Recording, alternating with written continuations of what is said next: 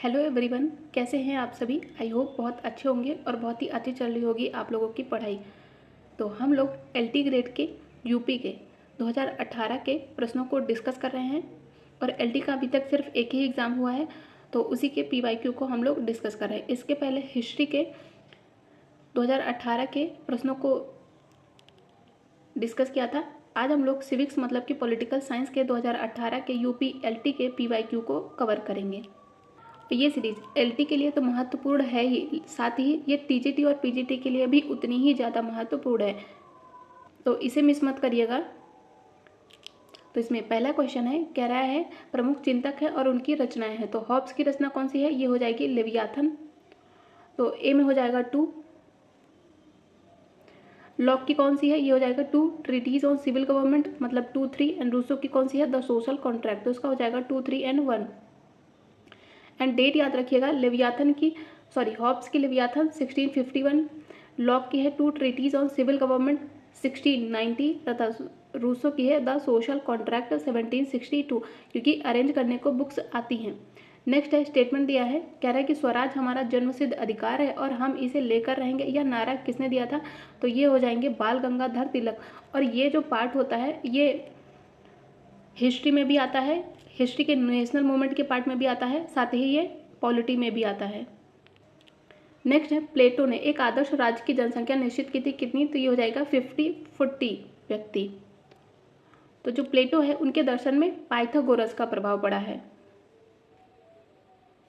इसलिए उन्होंने राज्य की जनसंख्या को कितना बताया 5040 बताया है। इस राजनीतिक चिंतक ने अपनी आत्मकथा में लिखा था कि उसकी माँ ने जुड़वा बच्चों को जन्म दिया, उसे तथा स्वयं डर को। तो ये हो जाएंगे थॉमस हॉब्स। हॉब्स का जन्म होता कब है, इंग्लैंड में होता है। कब, 5 अप्रैल 1588 को। तब होता है जब इंग्लैंड पर स्पेन के भीषण आक्रमण का भी वर्ष था, उसी टाइम पे हॉब्स का भी जन्म होता है। और उस टाइम पे सर्वत्र भय का माहौल होता है और उसी टाइम हॉब्स का जन्म होता है, इसलिए हॉब्स के द्वारा ये स्टेटमेंट दिया गया है। नेक्स्ट है, कह रहा है कि भारत के जो राष्ट्रपति है यदि उनकी अनुपस्थिति है और यदि उपराष्ट्रपति भी नहीं है तो कौन होगा जो कि राष्ट्रपति की तरह कार्य कर सकता है, तो ये हो जाएंगे भारत के मुख्य न्यायाधीश।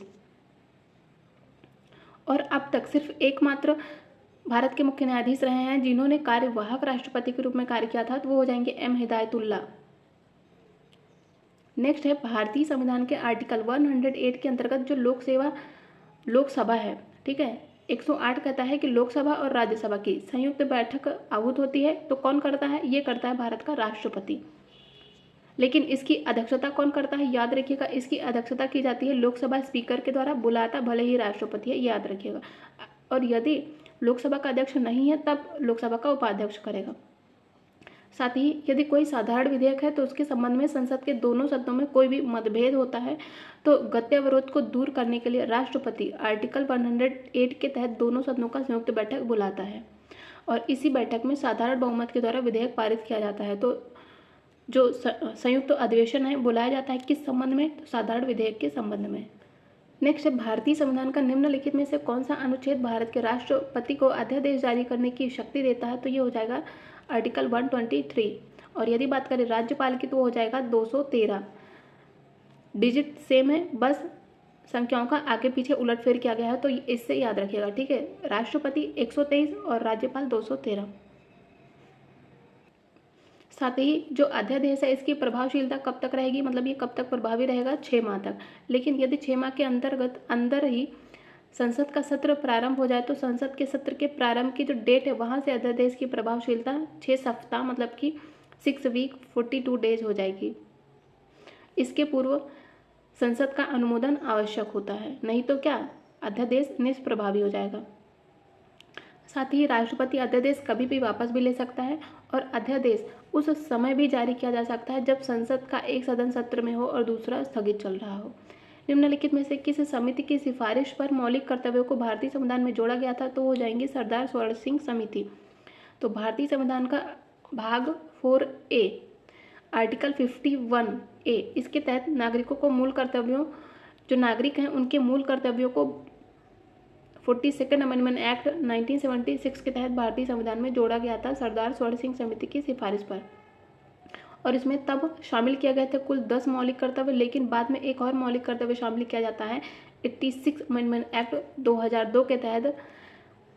तो अब कितने मौलिक कर्तव्य हैं? 11 मौलिक कर्तव्य हैं। किस संविधान संशोधन के द्वारा केंद्रीय मंत्रियों की संख्या लोकसभा की कुल सदस्य संख्या के 15% सीमित कर दी गई है? तो ये हो जाएगा 91 अमेंडमेंट एक्ट। भारतीय संविधान के किस आर्टिकल में निर्वाचन के लिए प्रावधान है? तो हो जाएगा 324। और भारत का जो निर्वाचन आयोग है वह एक संवैधानिक निकाय है, क्योंकि इसका उल्लेख संविधान में है आर्टिकल 324 के तहत। और इसकी स्थापना की जाती है 25 जनवरी 1950 को। संसद, राज्य विधानमंडल, राष्ट्रपति, उपराष्ट्रपति के पदों के निर्वाचन का अधीक्षण, निर्देशन तथा नियंत्रण के लिए निर्वाचन आयोग का प्रावधान है। और 25 जनवरी को हम भारत में राष्ट्रीय मतदाता दिवस के रूप में मनाते हैं और इसकी शुरुआत होती है 2011 में। साउथ अफ्रीका में महात्मा गांधी के आश्रम का नाम क्या था? तो ये हो जाएगा फिनिक्स आश्रम। निम्नलिखित में से किस सदन की अध्यक्षता ऐसा व्यक्ति करता है जो उस सदन का सदस्य नहीं होता है? तो ये हो जाएगा राज्यसभा, क्योंकि जो राज्यसभा है इसका जो अध्यक्ष होता है वो उपराष्ट्रपति होता है। उपराष्ट्रपति ही राज्यसभा का पदेन सभापति होता है, लेकिन वो राज्यसभा का सदस्य भी नहीं होता है। तो जो भारत का उपराष्ट्रपति है वो यूएसए की तरह है। और ये किसके तहत है? आर्टिकल 64। भारत में वित्तीय आपातकाल कितनी बार भी लगाया गया? तो ये कभी भी नहीं लगाया। वित्तीय आपातकाल की व्यवस्था है किसमें? आर्टिकल 360 में। स्पीकर निर्णायक मत का प्रयोग कब कर सकता है? तो हो जाएगा समान मत होने पर। तो अनुच्छेद 100 क्लॉज 1 के तहत लोकसभा का जो अध्यक्ष होता है अपना निर्णायक मत का प्रयोग तब करते हैं जब किसी विषय के संदर्भ में मतदान में सत्ता पक्ष और विपक्ष दोनों के वोट समान हो। भारतीय संविधान का कौन सा भाग नागरिकता से संबंधित है? तो ये हो जाएगा भाग 2। तो भारतीय संविधान का भाग 2 आर्टिकल 5 से 11 तक नागरिकता के बारे में प्रावधान है। और भारत में ब्रिटेन के समान ही एकल नागरिकता का प्रावधान भी है। और अनुच्छेद 11 कहता है कि संसद को नागरिकता के संबंध में विधि बनाने की शक्ति है। भारत का संविधान भारत को निम्नलिखित में से क्या घोषित करता है? तो भारत क्या है? एक राज्यों का संघ है और ये है आर्टिकल 1 क्लॉज 1 में।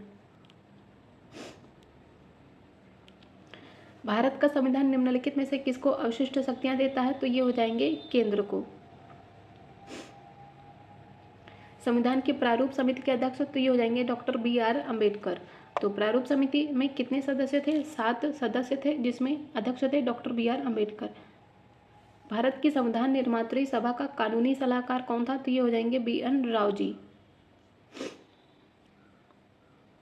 तो संवैधानिक सलाहकार BN राव ने अक्टूबर 1947 में संविधान का प्रथम प्रारूप तैयार किया था, जिसमें कुल 243 आर्टिकल तथा 13 अनुसूचियां थी। गोपाल कृष्ण गोखले किस वर्ष अखिल भारतीय कांग्रेस समिति के अध्यक्ष बने थे? तो ये हो जाएंगे 1905 के बनारस अधिवेशन के। निम्नलिखित में से कौन सा एक सही सुमेलित नहीं है? समानता का अधिकार ये है आर्टिकल 14 से लेकर 18 तक, और आर्टिकल 23 और 24 ये बात करता है शोषण के विरुद्ध अधिकार देता है, ठीक है। लेकिन यदि हम बात करें धार्मिक स्वतंत्रता की तो ये हो जाएगा आर्टिकल 25 से 28। संस्कृति और शिक्षा संबंधी अधिकार 29 से 30 में है। स्वतंत्रता का अधिकार 19 से 22 में है, तो इसका ऑप्शन भी गलत है। एक अंतर्राज्यीय परिषद की स्थापना की जाती है राष्ट्रपति के द्वारा, और इसका प्रावधान किस में है? आर्टिकल 263 में है। भारतीय संविधान में कितनी अनुसूचियां हैं? तो ये हो जाएंगी 12 अनुसूचियां हैं, लेकिन मूलतः कितनी थी? मूलतः 8 थी। लेकिन 9वीं अनुसूची पहले संवैधानिक संशोधन द्वारा जोड़ी जाती है, 10वीं अनुसूची को 52वें संवैधानिक संशोधन और 11वीं अनुसूची को 73वें तथा 12वीं अनुसूची को 74वें संवैधानिक संशोधन द्वारा भारतीय संविधान में जोड़ा गया था। नेक्स्ट है पंचायती राज से संबंधित निम्नलिखित समितियों पर विचार कीजिए और उन्हें कालक्रमानुसार व्यवस्थित कीजिए। तो इसमें सबसे पहले आई थी बलवंत राय मेहता समिति 1957, फिर अशोक मेहता 1977, डॉक्टर LM सिंघवी समिति 1986 में आती है तथा PK थुंगन समिति का गठन होता है 1988 में। पंचायत चुनाव कराने हेतु तो निर्णय किसके द्वारा लिया जाता है? तो हो जाएगा राज्य सरकार के द्वारा, और राज्य निर्वाचन आयोग का प्रावधान है आर्टिकल 243 में। लूट पद्धति निम्नलिखित में से किसका दूसरा नाम है? तो हो जाएगा संरक्षक नौकरशाही का। 1985 में भारतीय प्रधानमंत्री ने एशिया में क्षेत्रीय सहयोग के लिए किस संगठन की स्थापना में महत्वपूर्ण भूमिका का निर्वहन किया था? तो हो जाएगा दक्षिण एशियाई क्षेत्रीय सहयोग संगठन, जिसकी स्थापना होती है 8 दिसंबर 1985 को। कहाँ पे? बांग्लादेश की कैपिटल ढाका में। और इसका मुख्यालय कहाँ है? काठमांडू में। इनमें से कौन निर्गुट आंदोलन के संस्थापक नेता नहीं है? तो हो जाएंगे colonel Gaddafi. Pandit Nehru, colonel Nasir तथा मार्शल टीटो ने गुटनिरपेक्ष आंदोलन की नींव डाली थी। भारतीय संविधान का कौन सा अनुच्छेद अंतर्राष्ट्रीय संबंधों से संबंधित है? तो हो जाएगा आर्टिकल 51। निम्नलिखित में से कौन सा भारतीय विदेश नीति में पंचशील का सिद्धांत नहीं है? तो यथार्थवाद नहीं है। अनाक्रमण करना, अहस्तक्षेप करना तथा शांतिपूर्ण सा अस्तित्व स्थापित करना, ये तीनों है पंचशील सिद्धांत का हिस्सा है। तो पंचशील सिद्धांत की बात करें तो पंचशील समझौता होता है 29 अप्रैल 1954 में, जिसमें बीजिंग में चीनी प्रधानमंत्री तथा भारतीय प्रधानमंत्री जवाहरलाल नेहरू के मध्य यह समझौता होता है, जिसमें 5 समझौते थे। कौन कौन से? एक दूसरे की अखंडता तथा संप्रभुता का सम्मान करना, परस्पर अनाक्रमण करना मतलब कि आक्रमण न करना, आंतरिक जो मामले हैं उनमें अहस्तक्षेप मतलब कि हस्तक्षेप न करना, समान तथा पारस्परिक लाभ पर आधारित संबंध स्थापित करना तथा शांतिपूर्ण और सह अस्तित्व। उदारवाद का जनक किसे कहा जाता है? तो ये हो जाएंगे जॉन लॉक। और उदारवाद की बात करें तो उदारवाद व्यक्ति को साध्य तथा राज्य को साधन मानता है। नेक्स्ट है, स्टेटमेंट दिया है कि स्वतंत्रता अति शासन का विरोधी है, यह किसने कहा था? तो ये कहा गया था सीले के द्वारा। सीले कहते हैं कि स्वतंत्रता समस्त प्रतिबंधों का अभाव है। वहीं पर लास्की के द्वारा कहा गया कि स्वतंत्रता उस वातावरण को बनाए रखना है जिससे व्यक्ति को अपने जीवन का सर्वोत्तम विकास करने की सुविधा प्राप्त हो। जॉन लॉक के द्वारा कहा गया है कि जहां कानून नहीं वहां पर स्वतंत्रता भी नहीं है। और जेम्स मिल की रचना है एसे ऑन लिबर्टी, इसमें स्वतंत्रता का प्रभावशाली वर्णन किया गया है और इसे ही स्वतंत्रता का देवदूत भी कहा गया है। संप्रभुता की अवधारणा निम्नलिखित में से मुख्यतः क्या है? तो हो जाएगी वैधानिक है। निम्नलिखित में से कौन सी संप्रभुता की विशेषताएं हैं? तो संप्रभुता स्थायित्व होती है तथा सार्वभौमिक होती है। तो ये दोनों ही संप्रभुता की विशेषताएं हैं। संप्रभुता की बात करें तो संप्रभुता के कानूनी सिद्धांत के अंतर्गत संप्रभुता की विशेषताओं की बात करें तो संप्रभुता पूर्णता होती है, सार्वभौमिक होती है, अदेय, स्थायित्व तथा अविभाज्य होती है। यदि हम संप्रभुता के सार्वभौमिकता के गुण की बात करें तो ये कहता है कि राज्य के अंदर सब कुछ संप्रभु के अधीन होता है। और स्थायित्व का अर्थ यह है कि संप्रभुता स्थायित्व है, यह गुण संप्रभुता से अलग कर पाना संभव नहीं है। निम्नलिखित में से कौन सी संसदात्मक शासन की विशेषता नहीं है? तो कार्यपालिका का एक निश्चित कार्यकाल होना यह संसदात्मक शासन की विशेषता नहीं है। संसदात्मक शासन की विशेषताएं हैं कि वहाँ पर नाम मात्र का अध्यक्ष होता है, व्यवस्थापिका और कार्यपालिका के बीच घनिष्ठ संबंध होता है तथा सामुदायिक या तथा सामूहिक उत्तरदायित्व होता है। फांसीवाद के संबंध में सही युग्म की पहचान कीजिए। तो फांसीवाद की बात करें तो फांसीवाद की बात करें तो जो मुसोलिनी था वो इटली से संबंधित था, जो कि फांसीवाद से संबंध रखता था। तो इसका हो जाएगा ऑप्शन ए। और फांसीवाद का जन्म फर्स्ट वर्ल्ड वॉर के दौरान इटली में ही हुआ था, मुसोलिनी के नेतृत्व में। इन विचारकों में से कौन प्राकृतिक अधिकारों के सिद्धांत से संबंधित है? तो ये हो जाएंगे जॉन लॉक। इन्होंने 3 प्रकार के प्राकृतिक अधिकार बताए। एलएलपी मतलब कि लाइफ, लिबर्टी एंड प्रॉपर्टी, मतलब कि जीवन होना चाहिए, स्वतंत्रता, लिबर्टी मतलब स्वतंत्रता तथा प्रॉपर्टी मतलब संपत्ति का अधिकार। ये 3 उन्होंने प्राकृतिक अधिकार बताए जॉन लॉक ने। इनमें से कौन वैज्ञानिक समाजवाद का प्रतिपादक है? तो ये हो जाएगा कार्ल मार्क्स। कार्ल मार्क्स की बात करते हैं, इन्होंने अपने समाजवाद को वैज्ञानिक समाजवाद इसलिए कहा है क्योंकि इसका समाजवाद इतिहास मतलब कि तथ्य, फैक्ट पर आधारित है। यदि बाकियों की बात करें, थॉमस मूर, रॉबर्ट ओवन, सेंट साइमन तथा चार्ल्स फोरियर, इनका समाजवाद कल्पनालोकी समाजवाद है, तथ्यों पर आधारित नहीं है। और मार्क्स कहते हैं कि विचारधारा मिथ्या चेतना है। नेक्स्ट है, स्टेटमेंट है कि कानून उच्च के द्वारा निम्नतर को दिया गया आदेश है। ये किसने कहा था? ये कहा था ऑस्टिन ने। राजनीतिक स्वतंत्रता आर्थिक समानता के बिना एक कल्पना है, ये भी कहा गया था GDH कोल के द्वारा। राज्य की उत्पत्ति का सबसे प्राचीनतम सिद्धांत कौन सा है? तो ये हो जाएगा दैवीय उत्पत्ति का सिद्धांत। और दैवीय उत्पत्ति के सिद्धांत के समर्थक कौन है? मनु, जेम्स प्रथम, हीगल, होमर तथा रॉबर्ट फिल्मर।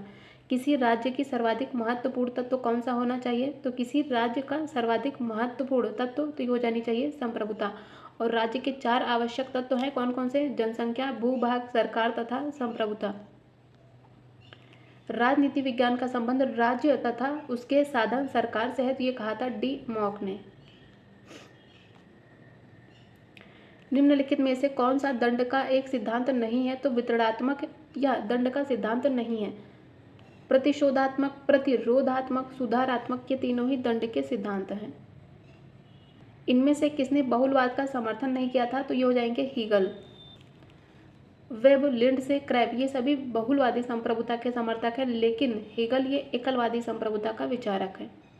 हीगल ने कहा है कि राज्य जो है वो धरती पर ईश्वर का अवतरण है। निम्नलिखित में से कौन सा युग्म सही सुमेलित नहीं है? प्रमुख अधिकारों का सिद्धांत है और उनसे जुड़ा विचार है। और यदि हम बात करें प्राकृतिक अधिकारों के सिद्धांत की, तो ये कहता है कि अधिकार पूर्व नागर तथा पूर्व सामाजिक हैं। अधिकारों का वैधानिक सिद्धांत कहता है कि अधिकार जो है वो राज्य की कृति है। और अधिकारों का ऐतिहासिक सिद्धांत कहता है कि जो अधिकार है वो परंपराओं की ही उपज है। फोर्थ कहता है कि अधिकारों का यथार्थवादी सिद्धांत, अधिकार मनुष्य की शक्तियां हैं, गलत है। तो इसका ऑप्शन डी ही सही सुमेलित नहीं है। तो अधिकारों का जो यथार्थवादी सिद्धांत है ये वस्तुतः अधिकारों का आधिकारिक सिद्धांत नहीं है, ठीक है। यथार्थवाद मूलतः व्यक्ति, राज्य, समुदाय, संस्थाओं की प्रकृति तथा सत्ता के वास्तविक स्वरूप को उद्घाटित करता है, न कि अधिकारों की। निम्नलिखित में से कौन सी राजनीतिक दल की एक विशेषता नहीं है? तो राजनीतिक दल में अवैधानिक साधनों का प्रयोग करना, यही राजनीतिक दल की विशेषता नहीं है। संगठन होता है, लोकतंत्र में विश्वास होता है तथा वैचारिक एकता भी होती है किसी भी राजनीतिक दल में।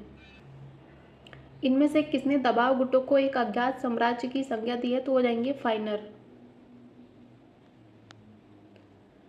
राज्य का वर्ग सिद्धांत किसने प्रतिपादित किया था? तो ये किया था कार्ल मार्क्स ने। नेक्स्ट है प्राकृतिक अवस्था वाले मनुष्य को आदर्श बर्बर की संज्ञा किसने दी थी? तो ये दी थी रूसो ने। निम्नलिखित में से अरस्तु की प्रसिद्ध पुस्तक कौन सी है? तो ये हो जाएगी politics. The Republic and Laws ये दोनों प्लेटो की है तथा द सोशल कॉन्ट्रैक्ट ये रूसो की है। मनुस्मृति में कितने अध्याय हैं? तो ये 12 अध्याय हैं तथा 2694 श्लोक हैं। दास कैपिटल इनमें से किस विचारक का ग्रंथ है? तो ये हो जाएगा कार्ल मार्क्स का। पेनोप्टिकन निम्नलिखित में से किसका आदर्श उदाहरण है? तो ये जेल का आदर्श उदाहरण है। निम्नलिखित में से किस पुस्तक के लेखक बाल गंगाधर तिलक हैं? तो the Arctic home of the Vedas, Gita Rahasya and the origin ये सभी बाल गंगाधर तिलक की पुस्तक है। प्लेटो की जो रिपब्लिक है इसका उपशीर्षक क्या है? तो यह न्याय से संबंधित है। नेक्स्ट है स्टेटमेंट है कि मानव चेतना स्वतंत्रता की कामना करती है और स्वतंत्रता में अधिकार शामिल है और अधिकार राज्य की मांग करते हैं। ये किसका स्टेटमेंट है? तो ये ग्रीन तथा बार्कर इन दोनों के द्वारा दिया गया था, लेकिन इसे अधिकांशतः बार्कर का ही कथन मानते हैं, लेकिन मोस्ट सुटेबल आंसर तो बार्कर ही होगा। निम्नलिखित में से किसने आत्मपरक तथा परात्मपरक आचरण के मध्य अंतर किया है? तो हो जाएंगे जे.एस. मिल। महात्मा गांधी का राजनीतिक गुरु किसे माना जाता है? तो ये हो जाएंगे गोपाल कृष्ण गोखले जी। तिलक को भारतीय अशांति का जनक की संज्ञा किसने दी थी? तो ये हो जाएंगे वैलेंटाइन शिरोल। तो हम लोगों ने यूपी के एलटी के 2018 के सिविक्स के जितने भी प्रश्न हो सकते हैं उनको कवर किया है, इसे आप स्किप नहीं करिएगा। साथ ही मैंने complete history and complete political science जो कि टीजीटी, पीजीटी, एलटी और जीआईसी इन सभी के लिए बहुत महत्वपूर्ण है, उनको चैप्टर वाइज उनके एमसीक्यू कराए हैं। उसकी एक प्लेलिस्ट है, आप लोग उसे भी जाके ज़रूर देखिएगा।